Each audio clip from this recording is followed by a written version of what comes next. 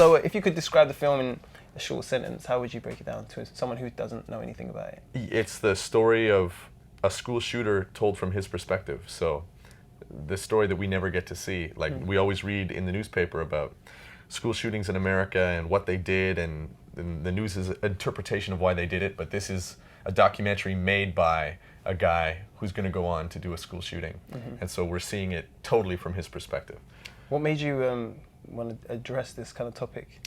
Because when I was young and the Columbine shootings happened, I was shocked by how similar I thought me and my friends were to those guys.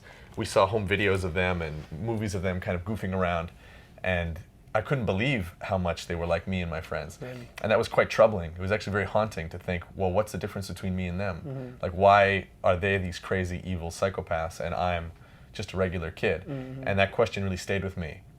So that's what this film is about. So the film obviously tackles bullying.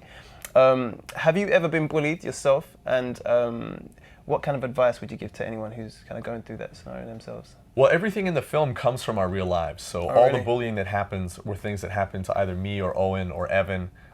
Anybody who worked on the film, we only wanted to put in real stuff. And the advice, I think, is kind of hidden in the film. I mean, Matt and Owen use the pain that they feel from being so isolated to fuel their filmmaking. Like, they turn it into art. They do something with it. And I actually think that's very helpful. When things go wrong in our movie is when they're no longer allowed to do that, or when they're told, this movie you can't screen.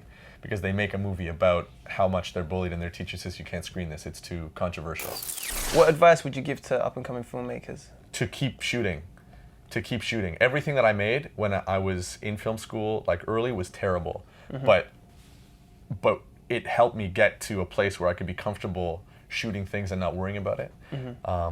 And I think the more that you can make your films and the things that you do connect with your real life, the better it can be. Because even if you have no money and no resources, and even if you're stupid, even if you have absolutely no talent, you have no talent in a way that nobody else has no talent, right? Like you individually are important, and if you can figure out a way to make yourself connect with whatever story you're telling, then it'll be like nothing that's ever been done before, because nobody can do that the way you can do it.